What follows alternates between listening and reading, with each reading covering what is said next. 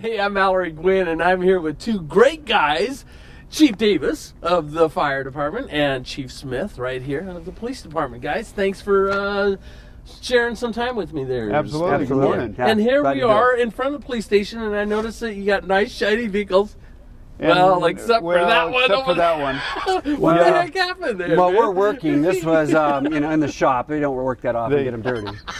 We told them to bring it over to the fire station. We'll wash it for them. Nice. Because they have free time. No, I see. Well, very good. Well, listen, what we really want to do today is we want to talk about and just inform people about the bond measure that's coming up. And I think it's in May, right? May guys? 17th. May 17th. And this is 3-476. So if that would take some time and just share some information about that bond measure so the public is educated and they know what they're voting on at that time, right? Right. That'd be good. So, if you've ever called 911, you know that that's not your best day ever. And that's the way it is. What you don't know, maybe you don't know, maybe you do know, but behind that call is a whole system of communication that takes place.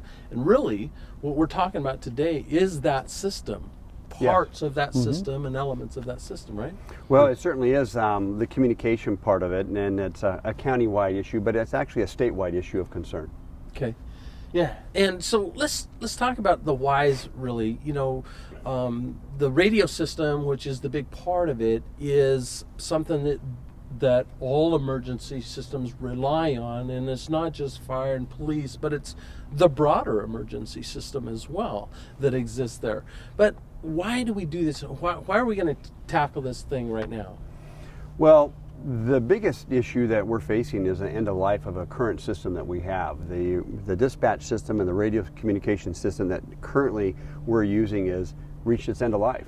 The parts for replacements when things need to be repaired aren't available. And sometimes we're having to look for things on eBay in order to find those types of parts. They're no longer supported by the manufacturer anymore. So trying to not only get parts, but trying to get the technical support for repairs is really coming to an end for this system.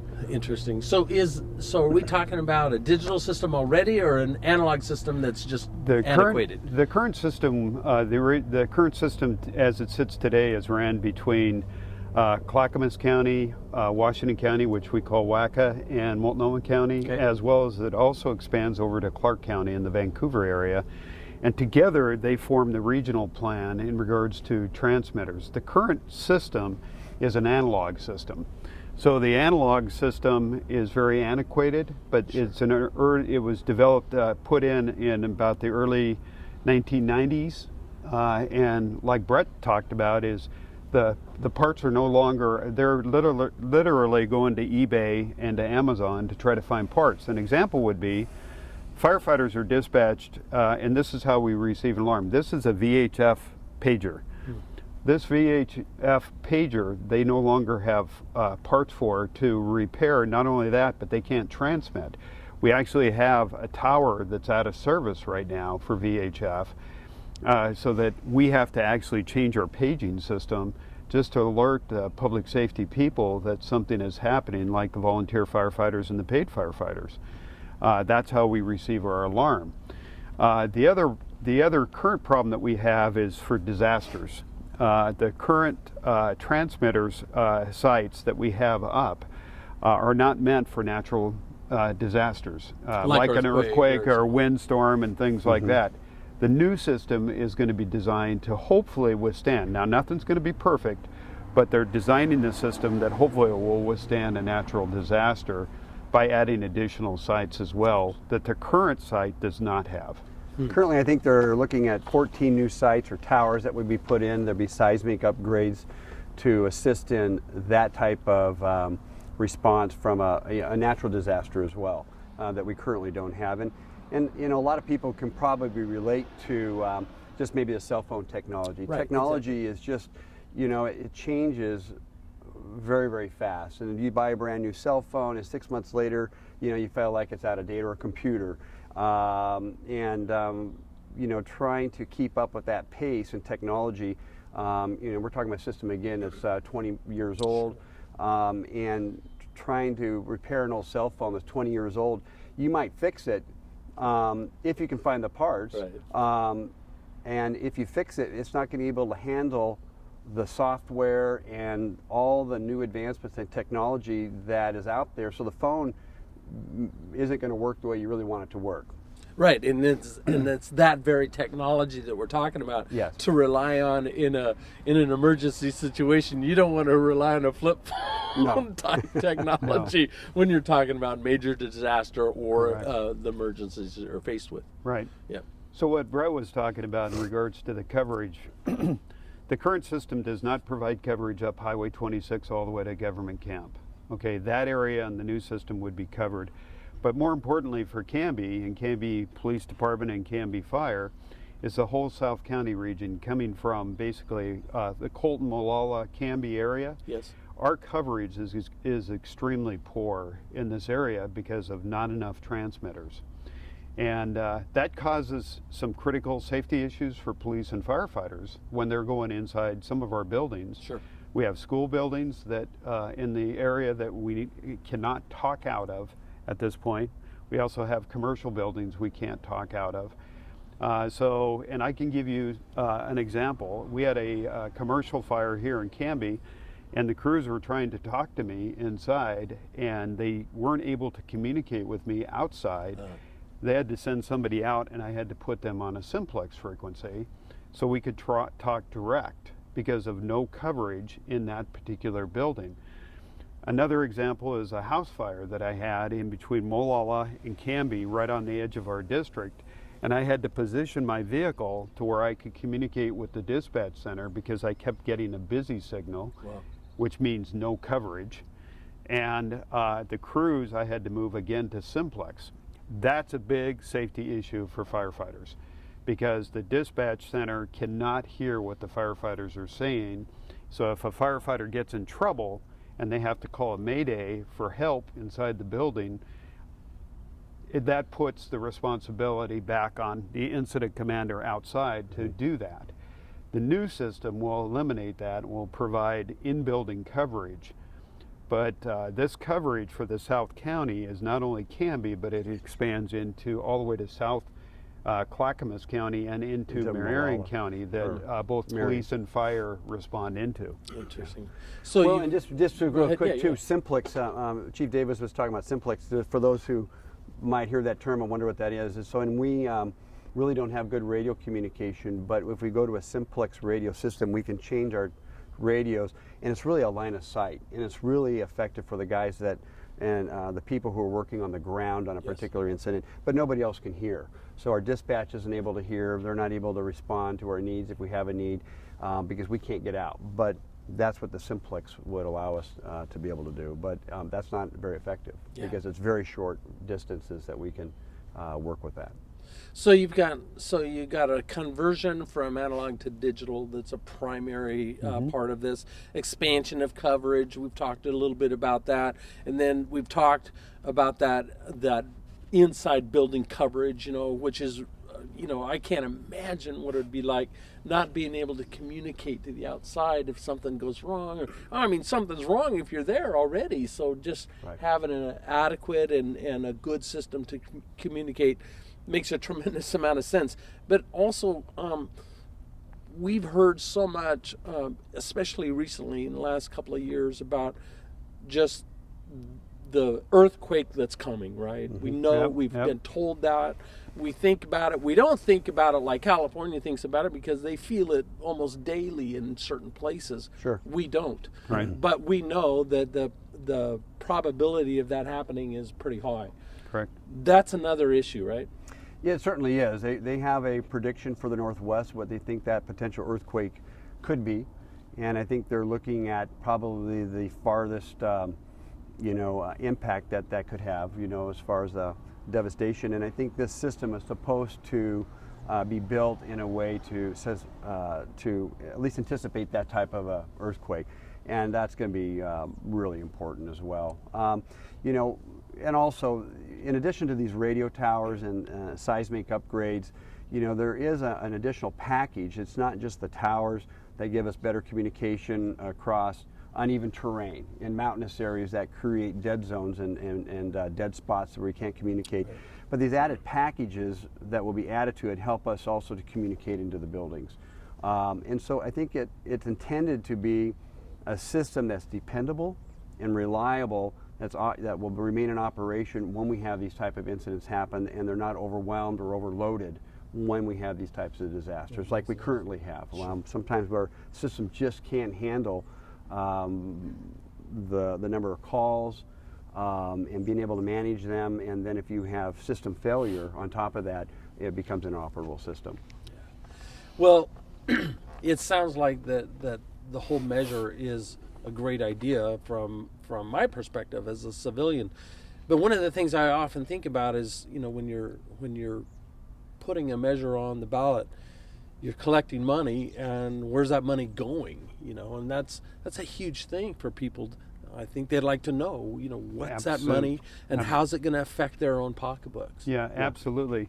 Well, the measure is asking for $59 million.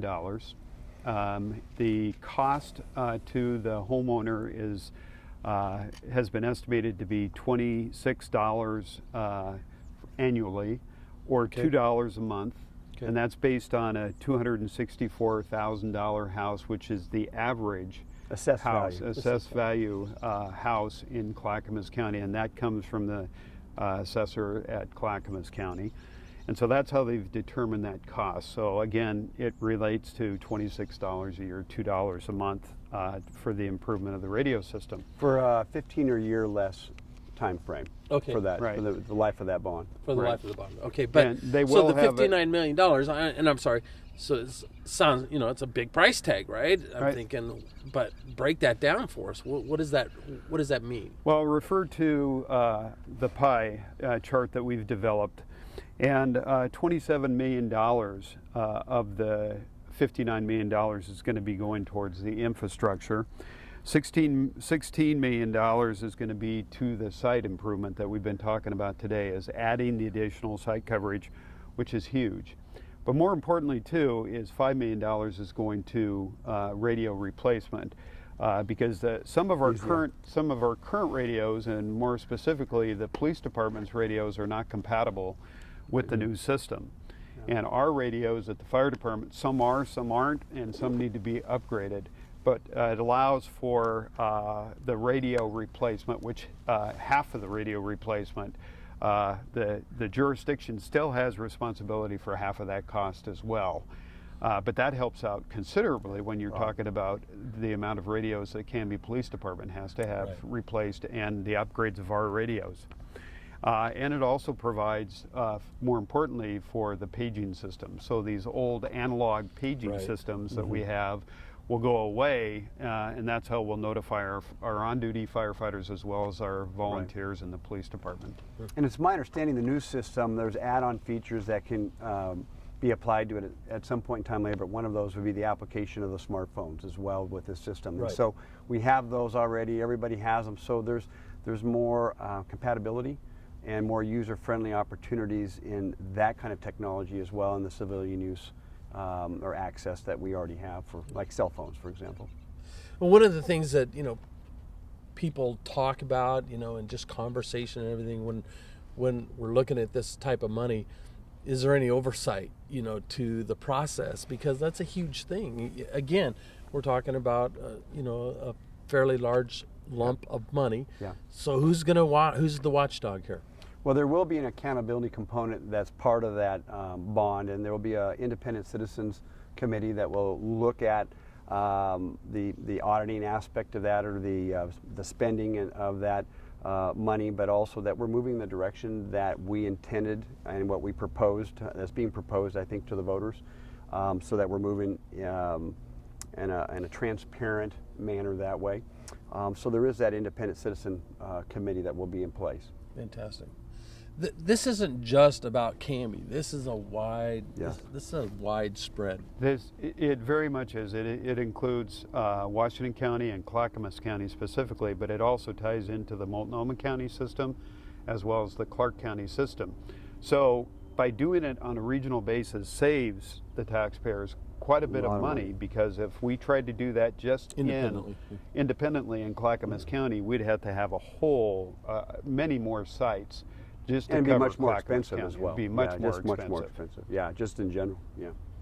Well, listen, this has been a great time, a time of education, and really meant to inform and to bring the issue up so that we can just address it openly. And I just want to thank you guys for taking the time. Well, and thank doing you, this. Mallory. Yeah. We really appreciate it. Yeah, thank you. And listen, I'm ready to go get some food, donuts or barbecue or what. Yeah, it all sounds good. I know. I'm just kidding. You know, by the looks of this stomach, you know I don't need donuts, right? Just kidding. Having fun. Listen, thanks, guys. You're welcome. Appreciate it. Absolutely. All right. Yep. A great conversation with Chief Davis and Chief Smith. And, I got to thinking, after we got done with that conversation, that I still have a daughter in high school. And God forbid that anything would ever happen here in Canby, Oregon, like we've seen across the country. I'd hate for that to happen.